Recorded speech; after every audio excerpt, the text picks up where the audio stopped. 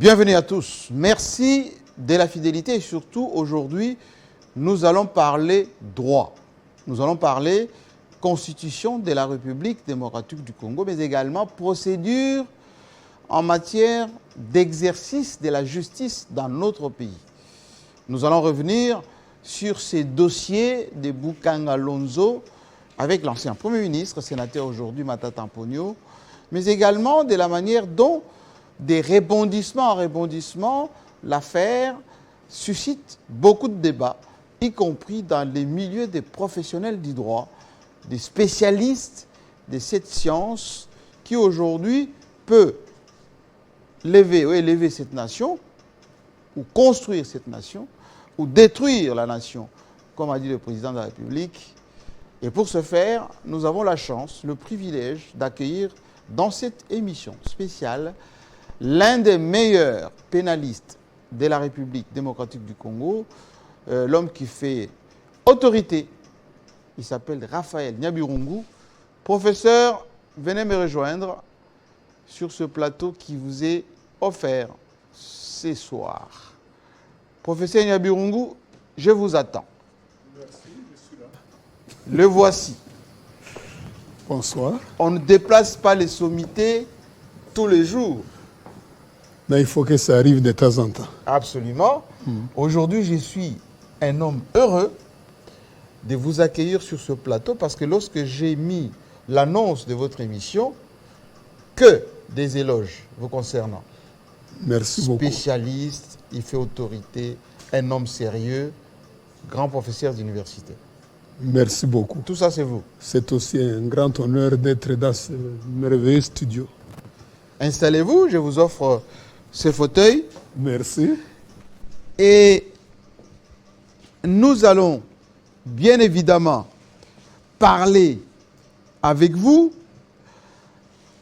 sur ces dossiers qui fait couler beaucoup d'encre, mais également vous allez un tout petit peu, pas nous initier au droit pénal, mais également on va essayer de comprendre comment la Constitution de la République démocratique du Congo est aujourd'hui interprétée, appliquée et lue par les praticiens du droit et vous, les spécialistes, parce qu'effectivement, ça concerne l'ancien Premier ministre et aujourd'hui sénateur Matata Ponyo.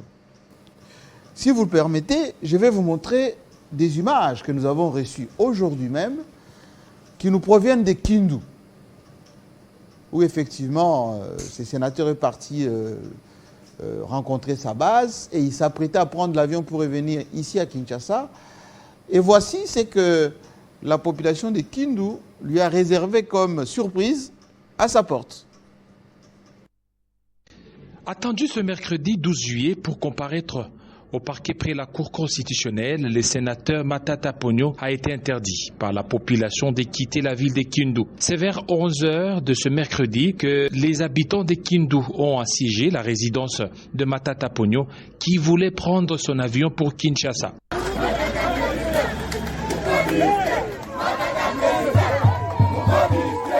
À la porte de sa résidence, les femmes et les jeunes ont bloqué et poussé la Jeep tout en scandant des chansons d'encouragement à leur élu de ne pas retirer sa candidature à la présidentielle de décembre prochain.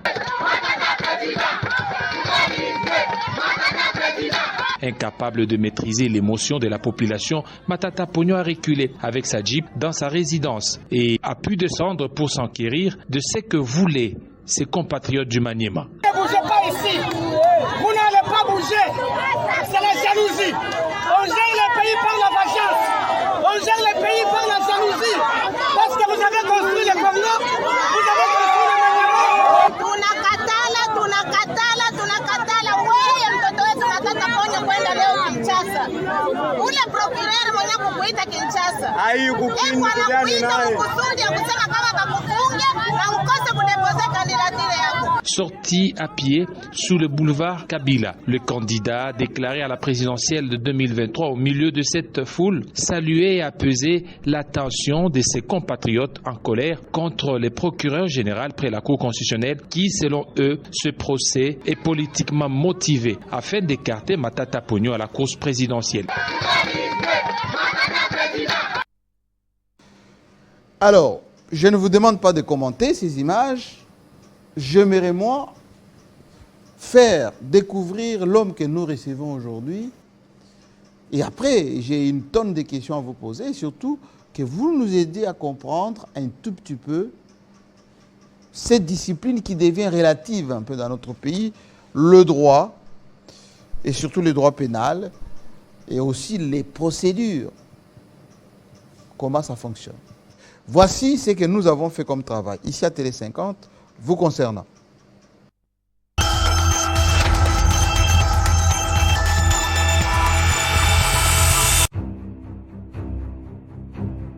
Il est celui qui chuchote à l'oreille de Matata Ponyo, professeur émérite et pénaliste Raphaël Nyabirungu, le coordonnateur du collectif des avocats de Matata Ponyo, un des partisans de la victoire de l'arrêt de la Cour constitutionnelle RP001 qui s'était déclaré incompétent dans le dossier Bukangalonzo.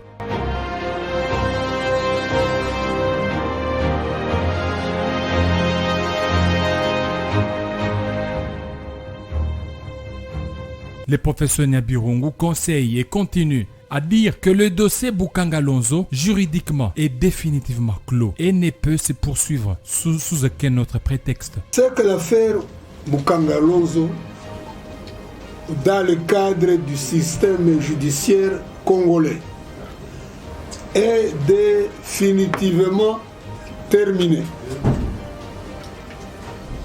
Et aucune règle de droit ne permet de la relancer par la mise en cause éventuelle de l'autorité de la chose jugée au pénal.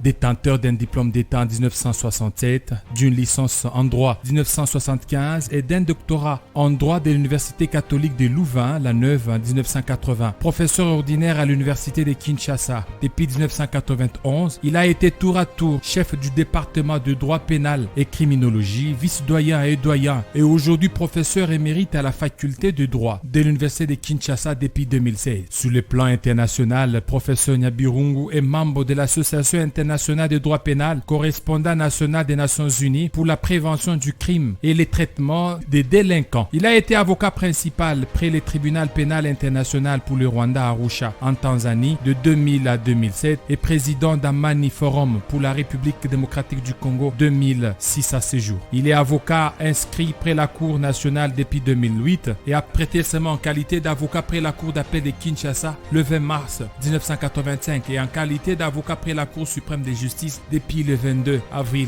2016. Justice, constitution et politique. Qui dit vrai? Professeur Nyabirungu répond aux questions de Jean-Marie Kassamba.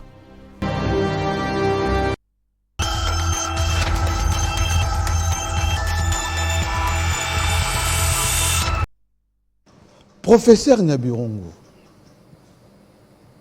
comment vous, à titre personnel, vous percevez lorsque on vous fait autant d'éloges en matière de droit pénal, surtout en RDC?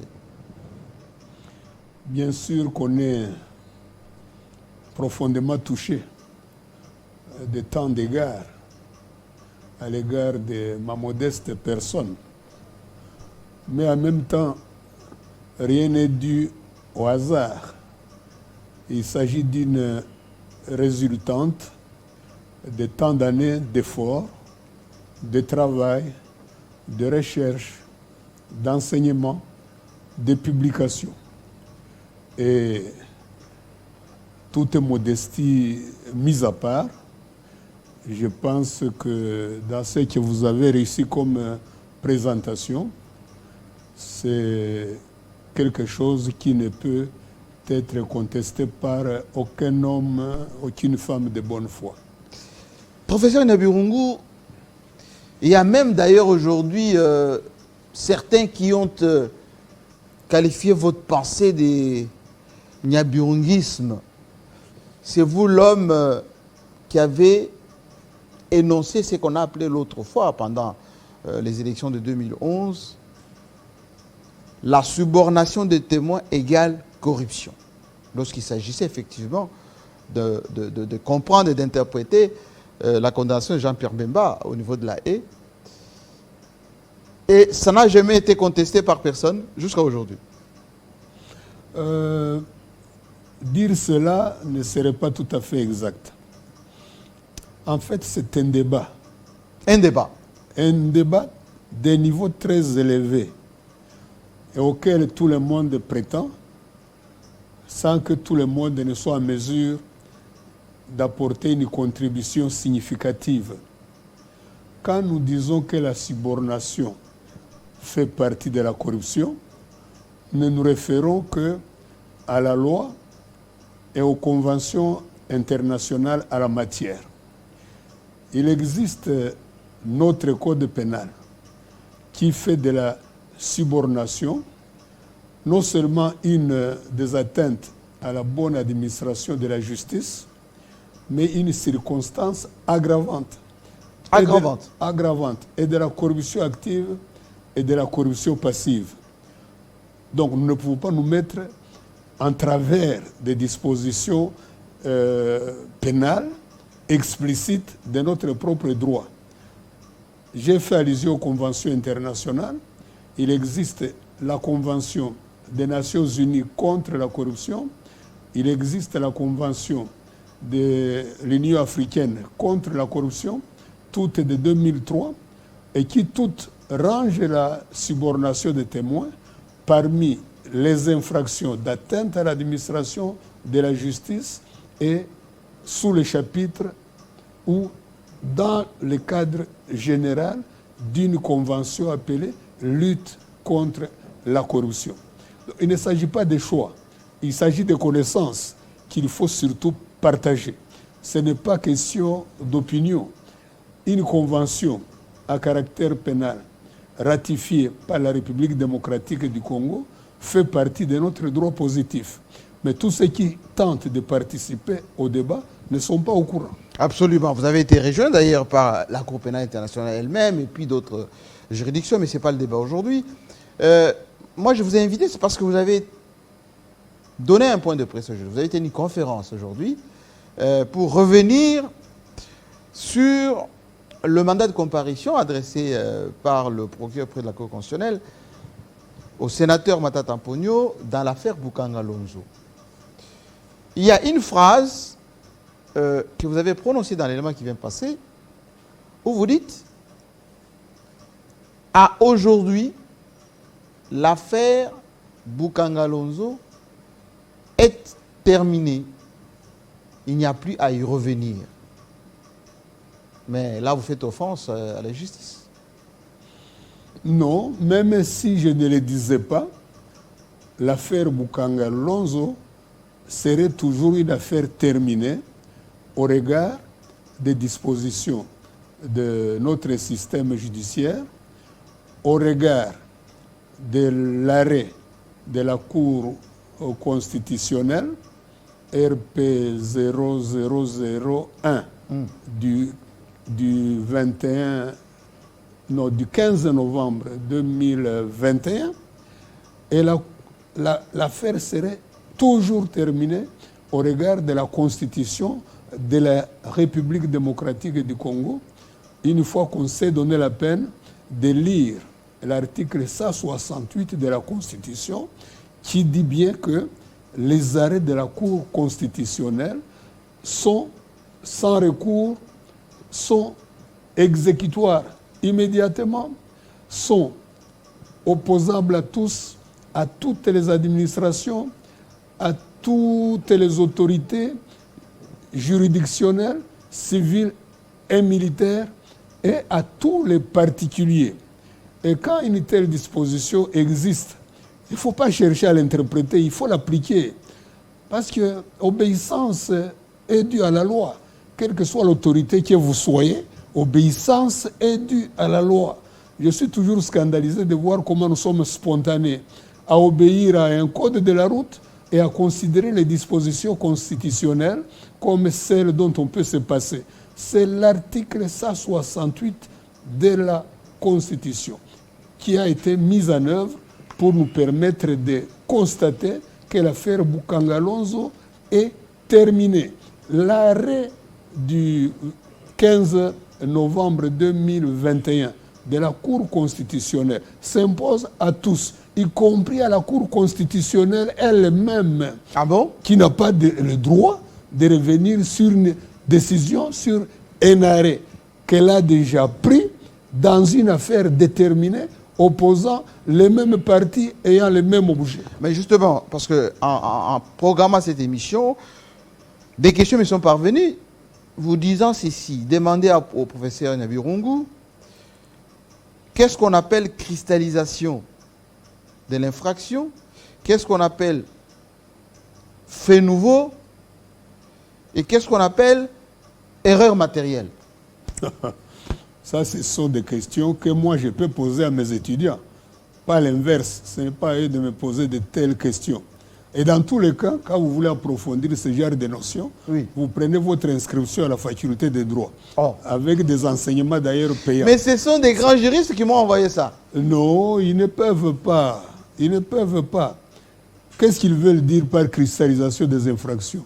Rien par rapport au Ils dossier. disent, par exemple, professeur, et vous allez répondre, que Matata Ponyo, même si on dit qu'on ne peut pas poursuivre un ancien président, un ancien premier ministre, mais lorsqu'il avait commis cette faute, pendant qu'il était premier ministre, la faute est cristallisée.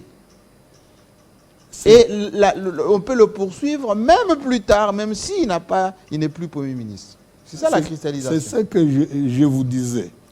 Il y a des débats dans lesquels il ne sert à rien de s'engager si on n'a pas au préalable accédé aux notions élémentaires. Élémentaire carrément. La matière pénale, les textes pénaux sont de strictes applications. Et les dispositions de la Constitution relatives à la compétence pénale de la Cour constitutionnelle sont des dispositions de stricte application. Les constituants ont mis du droit pénal dans la Constitution concernant notamment la répression des actes commis par un chef de l'État, un premier ministre en fonction. En fonction. En fonction. S'il entendait atteindre d'autres comportements et d'autres situations, il aurait dit expressément, nous retenons ce qu'il a dit. Nous n'ajoutons pas, au nom d'une intelligence supranaturelle, au nom des choix moraux qui n'ont pas été la préoccupation du constituant. Si vous lisez la Constitution, les mots ancien chef de l'État, les mots ancien premier ministre n'y apparaissent pas. Et quand ils disent, par exemple, quand il y a eu des élections, des candidats qui étaient déboutés ont fait mention des erreurs matérielles, ils ont été réhabilités par la même Cour constitutionnelle qui avait déjà proclamé les autres perdants et les autres gagnants. Vous savez bien, c'est qu'à l'époque, cela suscitait comme commentaire. C'était un tripatouillage de la Constitution. Tripatouillage. Tripatouillage. Parce que dans la Constitution, les arrêts de la Cour constitutionnelle sont sans recours, y compris quand il s'agit des erreurs matérielles. Si les constituants voulaient que les erreurs matérielles soient corrigées par la Cour constitutionnelle, eh bien, il l'aurait dit, il l'aurait écrit. Et dans tous les cas, nous ne pouvons jamais confondre la matière électorale, où le juge, à la limite, peut se permettre certaines facilités, et la matière pénale, où la légalité est la loi suprême.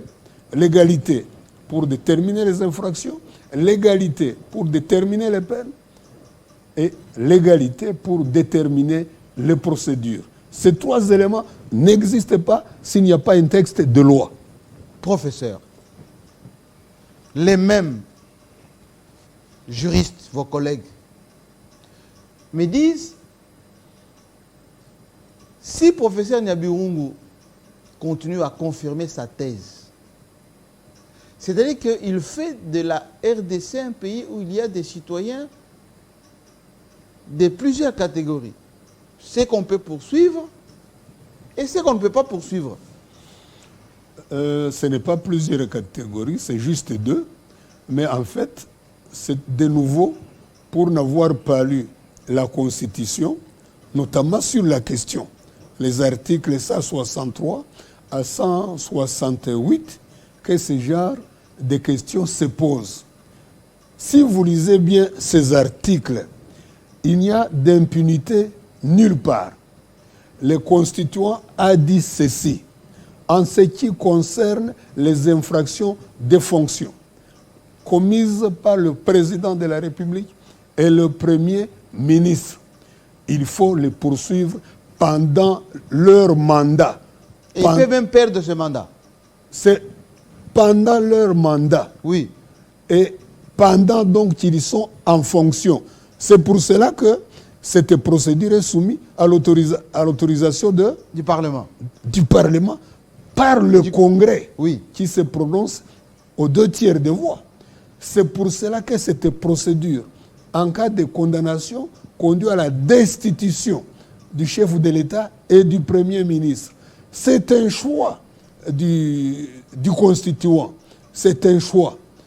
Et bien plus, quand il s'agit des infractions antérieures à l'entrée en fonction, leur poursuite est suspendue.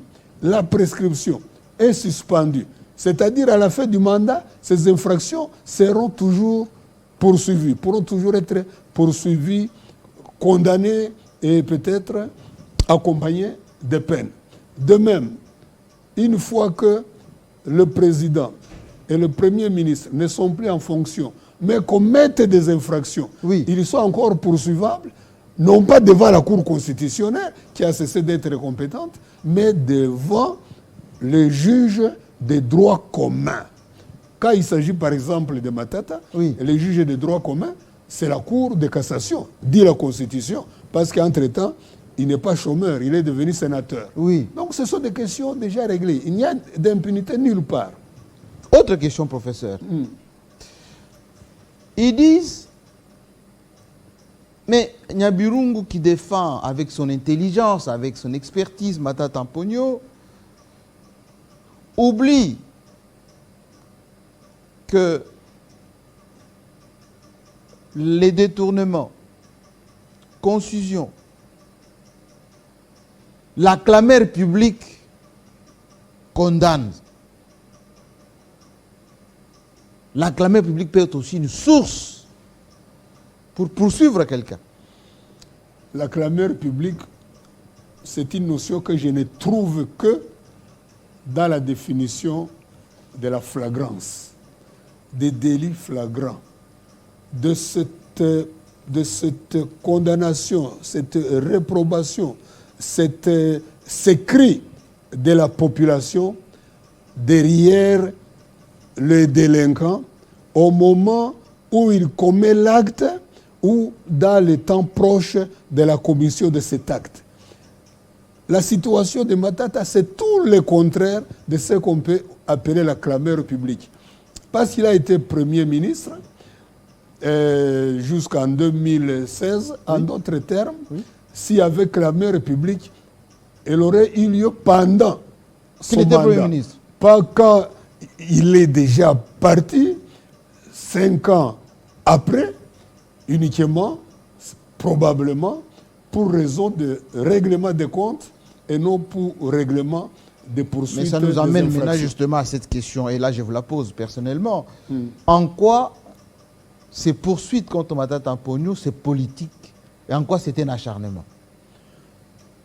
J'aurais pu dire que ce n'est pas politique, parce que la politique, ce n'est pas ma tasse de thé.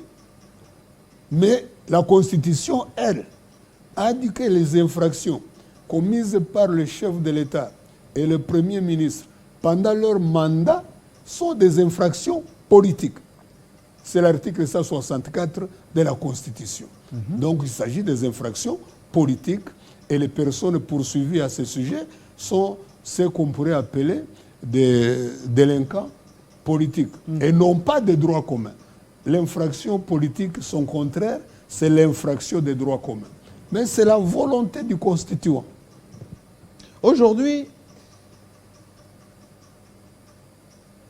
on vous entend beaucoup parler de l'acharnement, on vous entend beaucoup parler de la justice qui risque de rabaisser l'image du pays et qui viole la Constitution. Mais comment vous justifiez tout ça? C'est un peu grave ce que vous êtes en train de dire.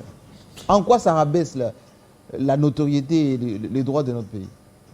D'abord, ces expressions n'étaient pas d'usage courant dans mon langage. Mais c'est le chef de l'État lui-même qui exprime son chagrin et son amertume en ce qui concerne la justice. Il part de la Bible, où il a lu que la justice élevait une nation. Oui. Il constate que la justice, malgré tous ses efforts, n'a pas répondu à ses attentes. Il constate que la justice, en l'état actuel des choses, détruit la nation. Et moi, je lui donne raison en trouvant cet exemple d'un procureur général, d'un parquet général qui oserait mettre en cause des décisions de justice. En fait, ce qui met en cause la justice, ce n'est pas Matata. Ce qui met en cause la justice, c'est le magistrat du parquet général près la Cour constitutionnelle qui ignore un arrêt de la Cour constitutionnelle intitulé « Arrêt rendu en premier et dernier ressort ». Et ce parquet général, près la Cour constitutionnelle, parvient à trouver d'autres ressorts contre l'arrêt de la Cour auprès de laquelle il est attaché. Mais en quoi c'est illégal? En quoi c'est illégal? C'est la démarche du juge que vous dites qu'il est en train de... Ce n'est pas des juges. Je parle des magistrats. Du magistrat, pardon. Du magistrat qui est en train de... C'est illégal. Parce En quoi que c'est l'article illégal? 168 de la Constitution s'impose à tous, y compris à lui-même, aux juridictions civiles et militaires, y compris donc au parquet général près la Cour constitutionnelle, y compris la Cour constitutionnelle elle-même. Ce sont les termes de la Constitution. Mais pourquoi on les laisse faire? Pourquoi on les laisse faire?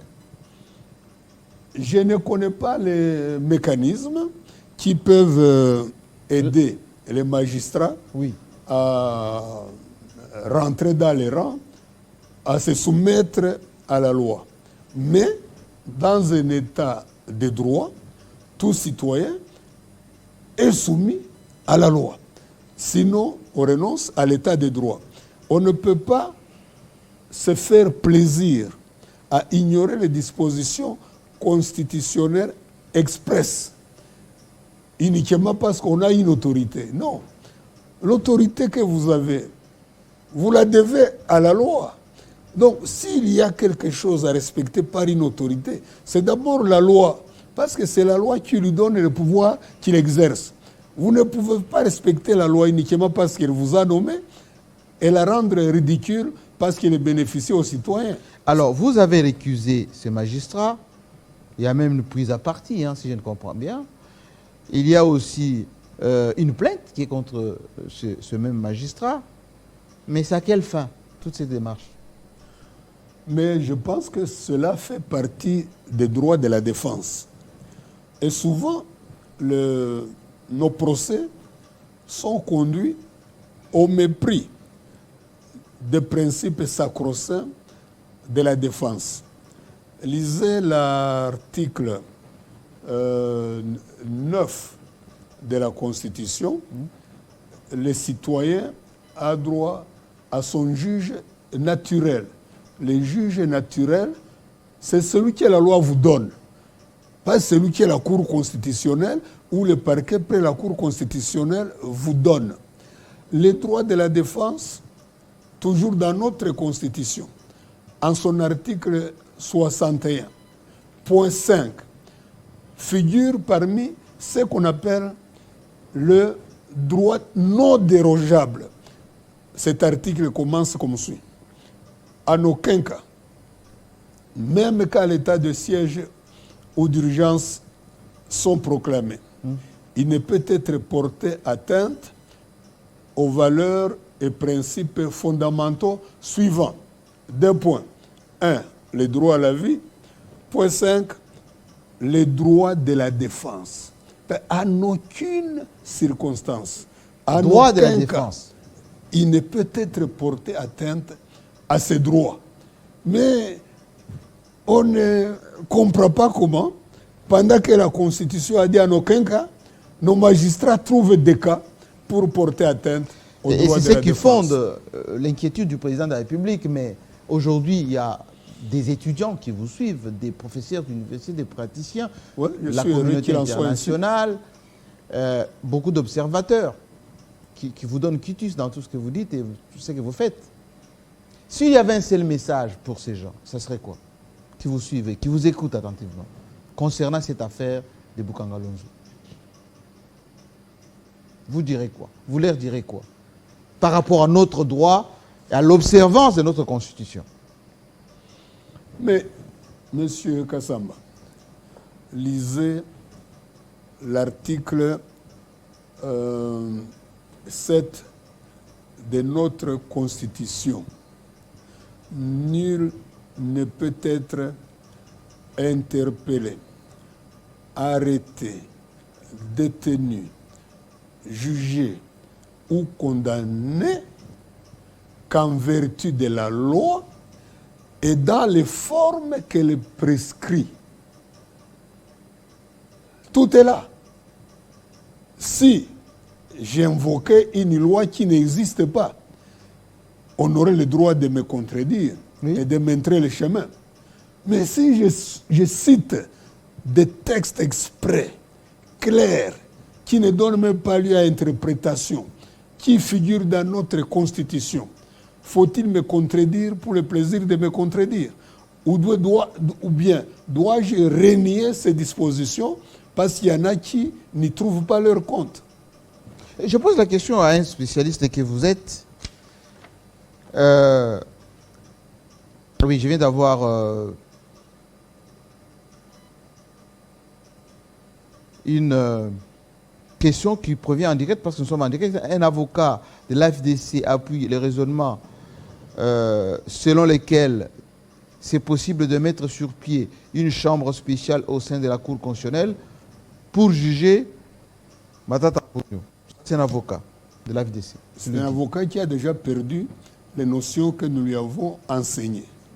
Les droits Il a perdu. Il a perdu.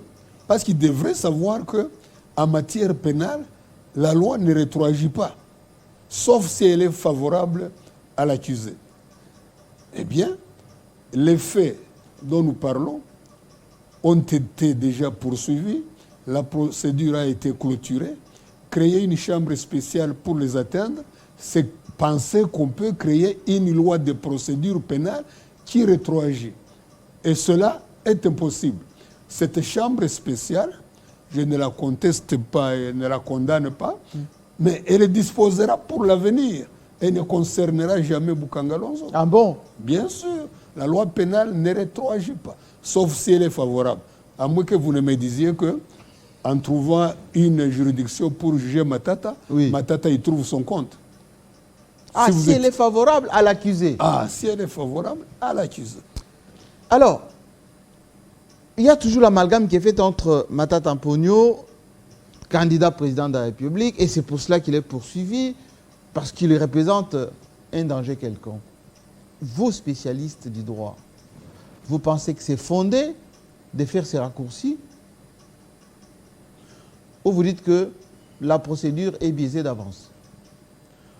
Non, c'est ce qui est mélangé du pénal et du politique, oui, me sollicite très peu, parce que je ne connais pas les motivations des politiciens. Ce qui est vrai aussi est que si on obtenait la condamnation de Matata, on aurait au dossier une pièce qui les rend inéligibles. Donc, et c'est ça l'objectif. Mais ce n'est pas à moi de mêler cela.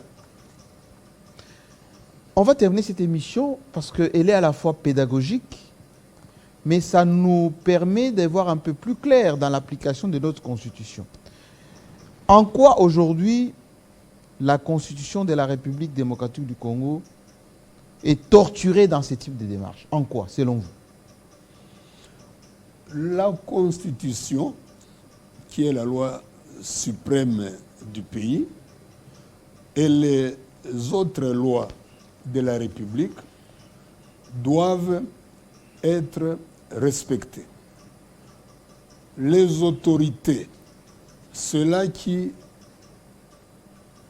nous gouvernent, nos dirigeants, y compris d'ailleurs le président de la République qui lui a prêté serment de respecter la Constitution et de la faire respecter, nos dirigeants devraient faire du respect de la Constitution l'exigence fondamentale dans leur chef.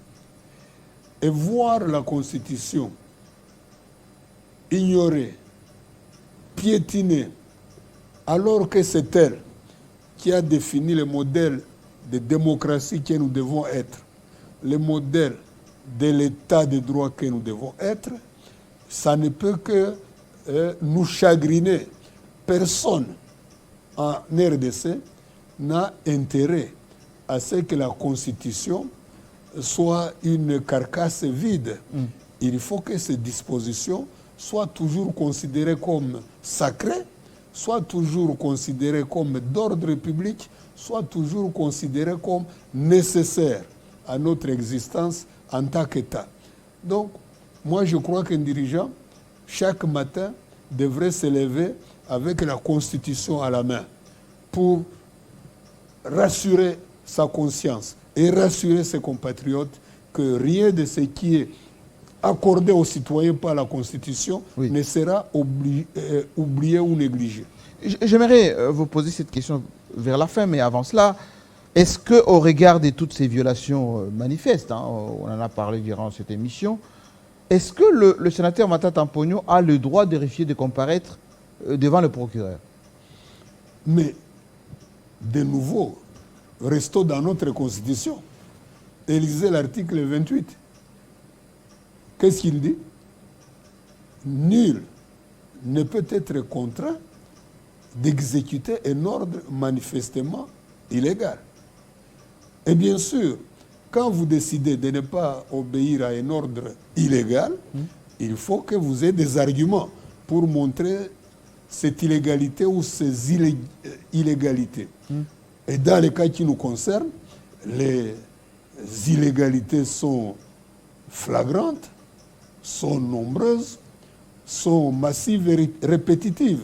Cette épreuve devant un juge raisonnable assumant ses fonctions comme il se doit, un juge raisonnable ne manquera pas de le constater et de donner raison à tout citoyen congolais qui refuse d'exécuter un ordre manifestement illégal. Justement, quels sont les conseils aujourd'hui, professeur, que vous pouvez donner en tant que spécialiste du droit pénal, et je l'avoue, et avocat célèbre et reconnu sur le plan international, au chef de l'État, au président de la Cour constitutionnelle, et enfin à ces procureurs généraux près de la Cour constitutionnelle, et peut-être au ministre de la Justice? Vous leur direz quoi? Non, ils sont le premier. Nous supposons qu'ils sont les premiers à être conscients de leurs devoirs. Nous n'avons pas à leur donner des conseils, surtout qu'ils n'en ont pas demandé.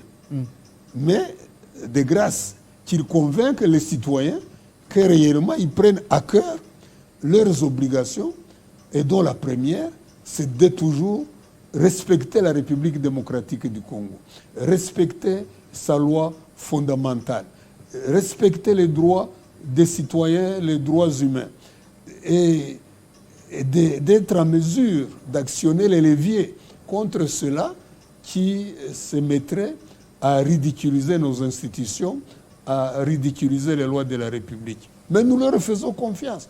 On les a votés pour ça. On les a votés pour leur moralité. On les a votés pour leur confier des responsabilités. Ils doivent s'en acquitter au quotidien. C'est tout ce que nous espérons. Merci beaucoup, professeur Nabirungu. c'est un privilège et cette émission va faire date. Effectivement, tout le monde pourra suivre, resuivre, s'il faut le dire, et garder comme référence pour permettre de comprendre le méandre de cette affaire qui était quasi terminée et qui revient de plus en plus maintenant dans le débat. Effectivement, c'était un devoir pour nous de faire parler les spécialistes parce qu'effectivement, la RDC en a droit. L'état des droits et surtout la justice qui élève la nation dont parle le président de la République doit passer par là. Merci à vous et à très bientôt, avec le même plaisir. Merci.